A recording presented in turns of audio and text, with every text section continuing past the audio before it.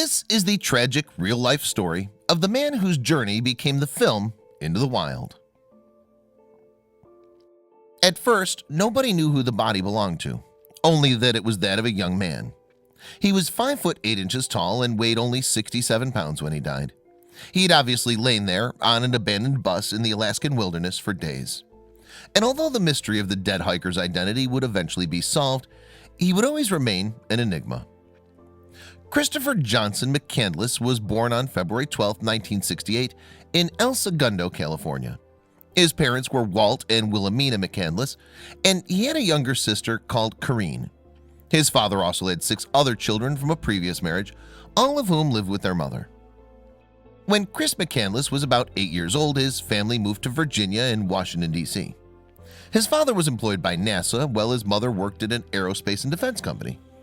Later, the pair formed their own profitable business and worked from home. At high school, McCandless did well both in academics and sports, making captain of the cross-country team.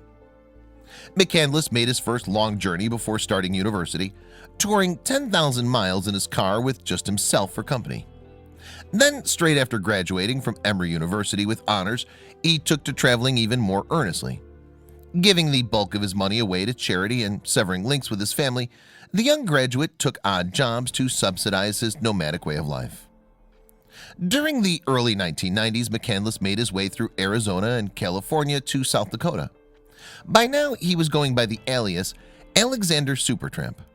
In Arizona, he ditched his car and began hitchhiking. Alex spent October 1990 working in South Dakota for grain elevator owner Wayne Westerberg. Then, after an illegal excursion into Mexico, he returned to work for Westerberg again in January 1992. 3 months later, in April 1992, McCandless began his journey north. He sent Westerberg a final postcard from Fairbanks, Alaska on April 27th of that year. "This is the last you shall hear from me, Wayne," he wrote. "It might be a very long time before I return south. If this adventure proves fatal and you don't ever hear from me again, I want you to know you're a great man. I now walk into the wild, Alex." The last person to see Chris McCandless alive was Fairbanks resident Jim Gallion. The local electrician gave McCandless a lift to the start of the Stampede Trail, the challenging hiking track where McCandless was headed. Gallion told the New Yorker in 1993 that he asked the young adventurer if he was carrying a compass. "I don't want a compass," came the reply. "I don't have to know where I am." McCandless lacked more than a compass, however. Gallion noted that the hiker carried only a light backpack and appeared woefully unprepared for the rough trail ahead.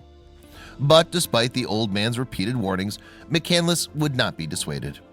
The only concession Alex, as he'd introduced himself, made was to accept a sandwich and a pair of rubber boots from Gallion. The next time anyone saw Chris McCandless, at least as far as we know, was on September 6, 1992. That day, hunters Gordon Sammel and Ken Thompson were among 6 people who happened to arrive at the converted bus McCandless had been living in.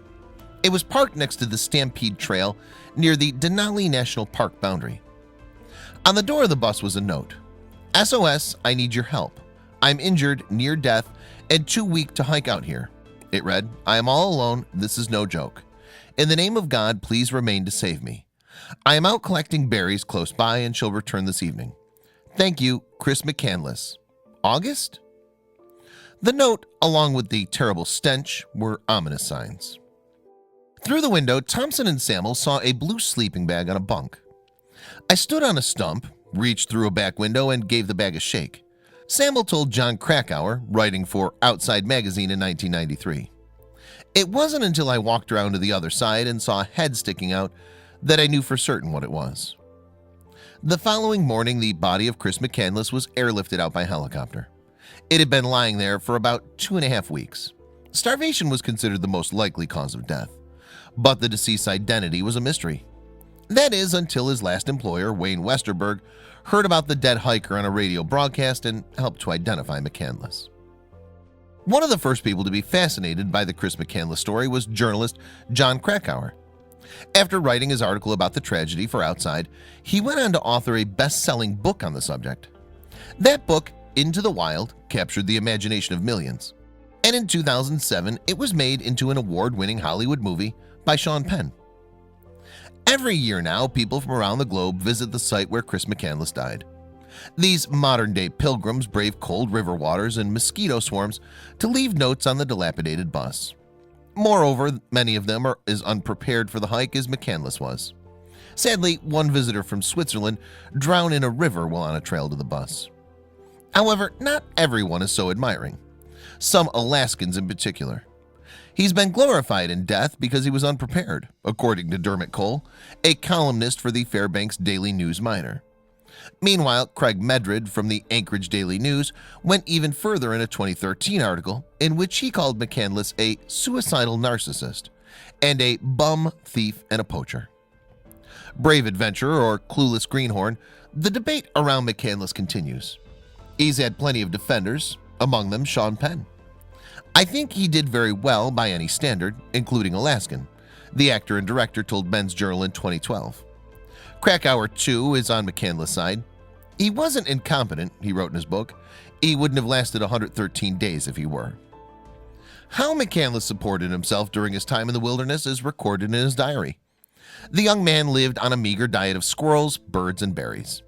Only once did he manage to snare something sizable when he shot a moose, but sadly he didn't know how to preserve the meat.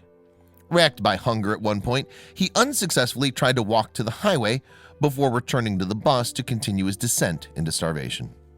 Moreover, Krakauer does not believe it was unpreparedness that killed McCandless.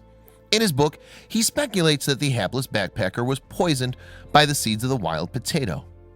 Indeed, since the book's publication, Krakauer has had these seeds tested extensively.